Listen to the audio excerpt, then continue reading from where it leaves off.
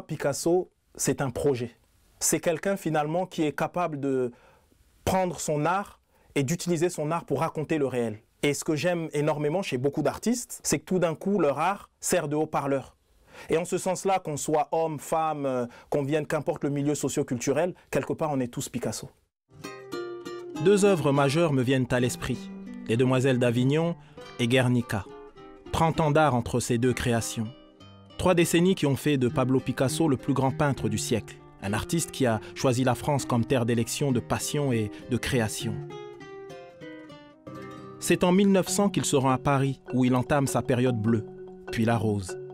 Quelques années plus tard, va naître Les Demoiselles d'Avignon, une œuvre incroyable influencée par l'Afrique noire. C'est après avoir acheté une carte postale du Sénégal lors d'une exposition coloniale en 1906 qu'il redessine les traits des femmes wolofs et donne naissance à ce chef-d'œuvre.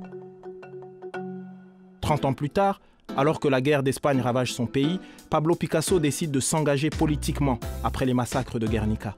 La peinture exprime sa colère et son esprit de résistance contre le fascisme. J'ai fait Guernica, n'est-ce pas? C'était une grande catastrophe, même le commencement de beaucoup d'autres que nous avons suivis.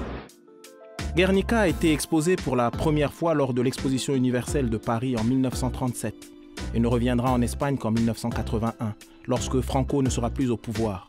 Tout un symbole. Pablo Picasso est le plus grand artiste que la France a accueilli au cours du XXe siècle.